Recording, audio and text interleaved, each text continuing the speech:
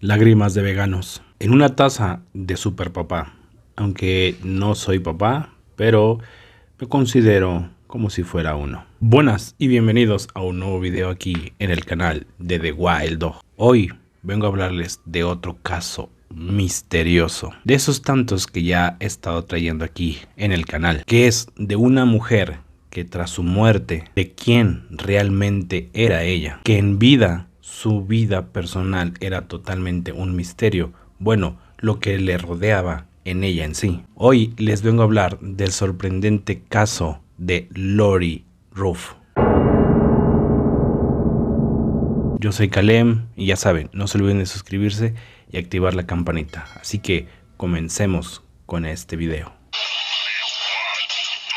A ver, a todos los hombres, imagínense por un instante esto que les voy a decir, que la policía encuentra el cadáver de su expareja y los motivos del por qué encontraron el cadáver de su expareja fue a causa de un suicidio y que luego al tiempo la policía vaya descubriendo ciertas cosas de su expareja y encontrando no solo la causa del suicidio sino otras cosas más y descubriendo que su identidad es totalmente falsa, o sea, que la chica o la pareja con la cual ustedes estaban no era la que ustedes conocían. Es más, ni siquiera el nombre era de ella. Que todo lo que conocieron y creyeron de su pareja era totalmente falso. Imagínense todo eso. Pues eso es lo que le sucedió a un hombre con su pareja y ocultando un gran misterio en ella. Así que la protagonista del video de hoy, que con ella teniendo un misterio que incluso se llegó a creer que ella era una espía. En otros casos, viéndola como una víctima de un culto satánico. Lori Ruff, ¿quién era ella realmente? Bueno, al principio no se sabe bien realmente quién es ella. De su vida no se sabe aparentemente nada de ella. Por lo mismo de su misteriosa vida. Al principio. Ojo con lo que les estoy diciendo. Esto al principio. Ella era la esposa de John Buckley Ruff, pero a él todo el mundo le decía Blake, un hombre que toda su vida ha vivido en el estado de Texas allá en Estados Unidos. En el año 2003, Blake conoció a Lori en una iglesia. En cuanto Blake vio a Lori, de inmediatamente se enamoró de ella y al tiempo comenzarían a salir y terminando formalmente siendo novios. Ya con un tiempo de ya ser novios, ya teniendo una relación un poco más estable y más formal, él comenzaría a notar algo raro en ella, y más cuando él le solía preguntar sobre su vida pasada o sobre su familia en general, pero ella siempre evitaba hablar de ello. Lo único que le llegaba a mencionar era que sus padres habían muerto ya hace muchísimos años, que no tenía ningún familiar con vida. O sea, no tenía ni primos, ni tíos, nada. O sea, que prácticamente era una mujer solitaria en el mundo. Esto es hasta cierto punto un poco extraño, pero tampoco no es algo tan descabellado. Digo, también hay gente que pues vive sola, no tiene familiares, o que inclusive sí tiene familiares, pero nunca los ha visto, nunca los ha contactado, nunca ha tenido una, pues por así decir, una relación. O sea, de que hay gente, sí las hay, pero realmente son gente muy escasa o prácticamente son gente que vive en la calle, que no tiene ninguna comunicación con nada, o sea, cero familiares y realmente prácticamente sí están pues solos, por así decirlo, ¿no? Pero gente normal o común que tú encuentras en un trabajo, en una oficina o en algún punto social normal, te encuentres con una persona que diga que realmente ella está sola o solo. Puede ser cierto, sí, porque tampoco no hay que dudar y decir no, para nada. No, sí, porque puede suceder, pero realmente son muy los pocos casos. Pero cuando eso pasa hasta cierto punto se vuelve, pues sí, un poco raro, ¿no? En hecho de que, pues, no manches, no tienes a nadie contigo, pues es algo extraño, ¿no? Pero bueno, pese a que Blake veía esto en ella como algo raro, lo hizo de un lado, o sea, como que no se enfocó en eso y dejó que su relación continuara. Y en el año 2004, Blake decidió casarse con Lori, pero la familia de Blake le decía que no se confiara tanto en Lori porque notaban algo raro en ella, porque se les hacía muy raro que no tuviese ningún pariente vivo, pero Blake no le tomaba mucha atención a ese detalle.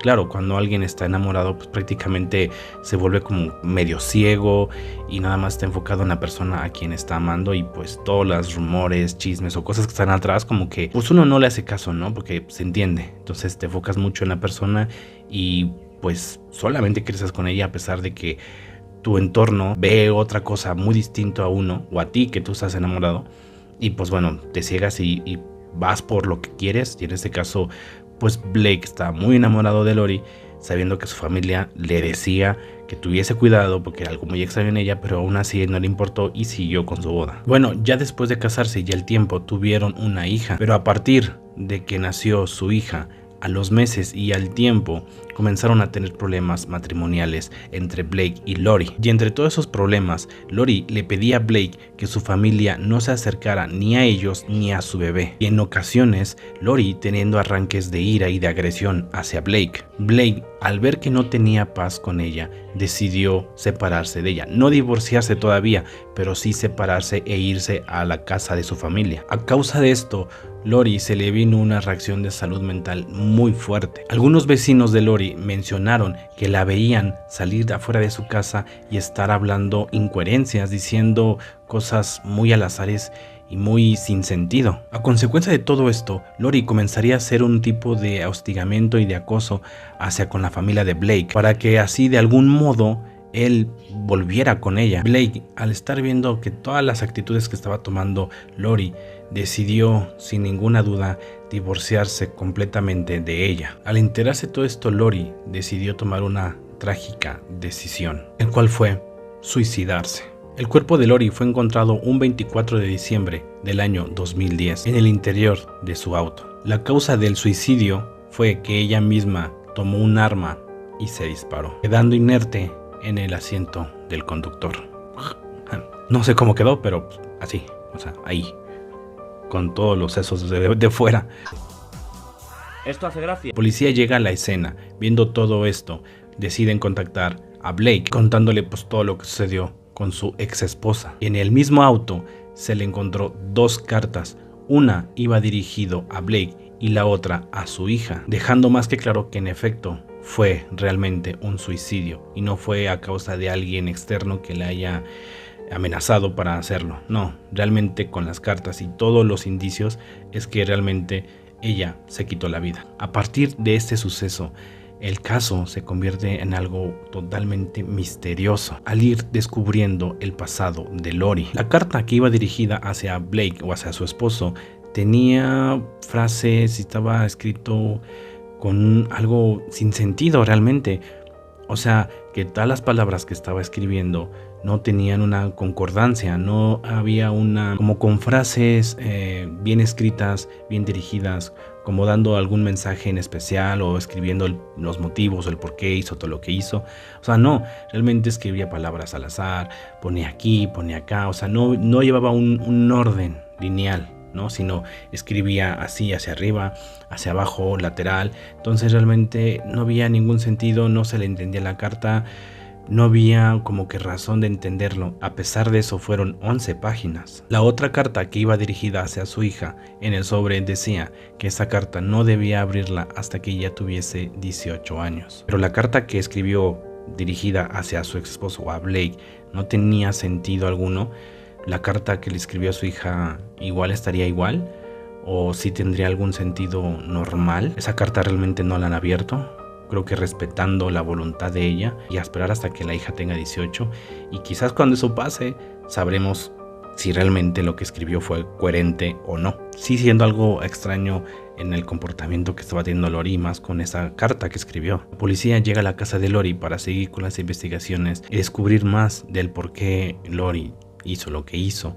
O sea, ya saben, ¿no? Investigaciones a fondo. Poco a poco encontrando varias cosas extrañas. Encontrando varios papeles así como post-it de esos cuadritos de papel y otro tipo de papeles también, pero con muchas frases escritas que igual estaban escritas sin ningún sentido. O sea, frases muy al azar, muy raras, o sea, escrituras que no tenían sentido alguno, solamente escribía palabras por escribirlas. Con todo esto que fueron descubriendo dentro de la casa, se dio a entender que después del divorcio con Blake, ella sufrió un declive emocional mental, como perdiendo hasta cierto punto la cordura. A todo esto encontraron una misteriosa caja o un baúl, cuyo objeto Blake ya lo había visto mientras que ella vivía con ella. Cuando vivían juntos, Lori le decía a Blake que por favor no se acercara a esa caja y que nunca la abriera por ningún motivo, ya que tenía artículos y cosas muy personales de Lori, que por favor le respetara ese espacio. A lo que Blake obviamente pues respetó y nunca viendo lo que había adentro. Pero ahora que todo lo que pasó, decidieron abrirla. Mientras que Blake veía cómo abrían, descubrieron varias cosas. Entre esas cosas se encontró un documento legal de un cambio de nombre, descubriendo que su nombre de soltera, y previo antes de conocer a Blake, ella se llamaba Lori Erica Kennedy. Pero es algo muy loco, en verdad. Aquí se vuelve otra vez una profundidad de capa sobre capa, porque realmente ese no era su nombre real o original, por así decirlo, ya que en ese documento ella antes se llamaba Becky Sue Turner. Pero ¿qué creen? Tampoco siendo su real nombre. Pero ya más adelante iremos viendo por qué no es su verdadero nombre y todo el trasfondo que hay detrás de esto. Al ver todo esto que estaba pasando, Blake se sorprendió de manera pues increíble, porque no podía entender entonces con qué mujer se había casado, con qué mujer había tenido una hija. Realmente para él era totalmente choqueante todo esto que estaban descubriendo. Con todo esto que la policía estaba encontrando, decidió investigar todavía aún más el pasado de Lori. Gracias a todas esas investigaciones, todo esto se está convirtiendo en algo aún más misterioso. Con todas esas investigaciones que está haciendo la policía, descubren el pasado de Becky Turner, que así se solía llamar muchísimo antes de conocer a Blake. La policía descubre que Becky Turner había muerto en un incendio a la edad de 2 años, cuya tumba está en Woodbine, en el cementerio de Puyallup. Al descubrir esto, la policía concluyó que Lori investigó la muerte de Becky Turner, adjudicándose así ese nombre, suplantando la identidad de ella, y posteriormente cambiándose el nombre a Lori Erica Kennedy, y posteriormente casarse con Blake, siendo Lori Erica Roof. ¡Wow! La verdad es que eso se está poniendo bastante misterioso. La verdad es que imagínense solamente de pensar que esta mujer no era quien era realmente, y se cambió el nombre de una persona que ya había muerto. Pero bueno, esto se está poniendo cada vez más intrigante, misterioso. ¿Por qué llevó a hacer todo esto que está haciendo? Pero digo, todo esto que estamos viendo, sí es bastante extraño y raro que una persona se ponga a hacer esto, cambiarse de nombre constantemente. No es algo muy normal, y todo esto se está descubriendo tras su muerte. Con cada investigación nueva que tenía la policía, le informaban todo a Blake. Cada vez que descubrían algo nuevo, él se sorprendía cada vez más y cada vez más, porque no podía creer entonces quién era esa mujer con la que él había estado. Y no solo él, sino todos los que estaban involucrados en este caso. Bueno, como en todos los casos de esto, siempre salen rumores, teorías, pero algunas sí acertando, otras acercándose y otras nada que ver con la realidad. De todos esos rumores y teorías se decía que ella era una stripper allá en los años 90. Otros ya diciendo que era una especie de espía, que todos sus papeles que ella había escrito y había regado eran como una especie de pistas para que descubrieran realmente su identidad. Y en otros ya decían que ella era en verdad Becky Turner y no muriendo en aquel incendio, ya que se estaba escapando de un culto satánico y por eso mismo cambiándose el nombre para protegerse a sí misma. Pero obviamente no siendo verdad esto. Como les había dicho anteriormente, que Lori Erica Kennedy y Becky Turner no eran sus nombres reales, ¿se acuerdan que yo les había dicho?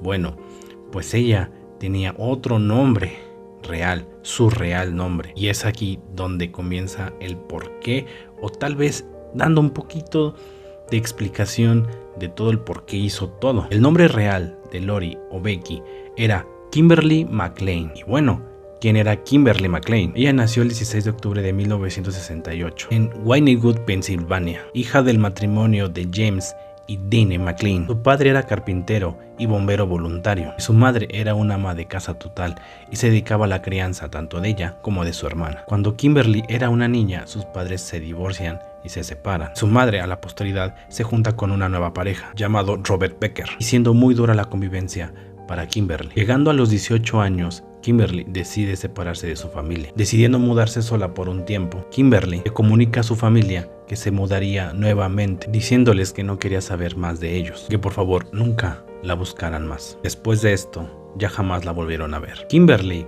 o Lori, ya estando en Bakersfield, en California, es allí donde ella se entera de Becky Turner y de su pasado de ese incendio, acertando a la policía de que Lori sí había investigado previamente a Becky. De alguna manera o de qué manera no se sabe, pero ella obtuvo la copia del acta de nacimiento de Becky Sue Turner. Bueno, ¿quién fue realmente Becky Sue Turner? Así de rápido, fue una niña que murió en un incendio a la edad de 2 años, en el segundo piso de su casa, en un 29 de diciembre del año de 1971. Pero bueno, en junio de 1988, Kimberly ya estaba en Boise, en el estado de Idaho, donde solicitó una identificación estatal con el nombre de Becky Turner. Al mes de esto, Kimberly se dirige a Dallas, Texas, pero ya con el nombre de Becky Turner, para presentarse ante un juez y así poderse cambiarse el nombre legalmente a Lori Erica Kennedy. Su petición fue concedida, pero no solo eso, sino también solicitando una tarjeta con un número de seguro social. En ese baúl donde se encontró todos esos documentos también se halló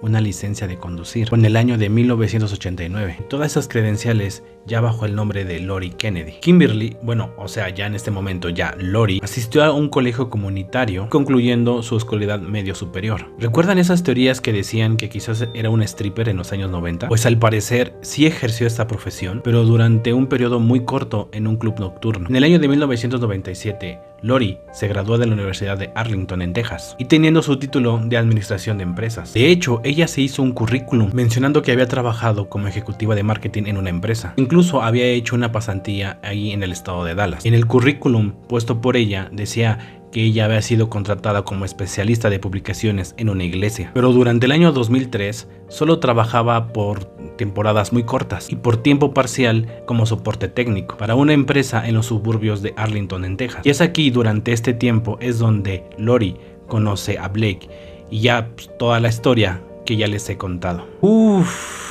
Vaya historia realmente.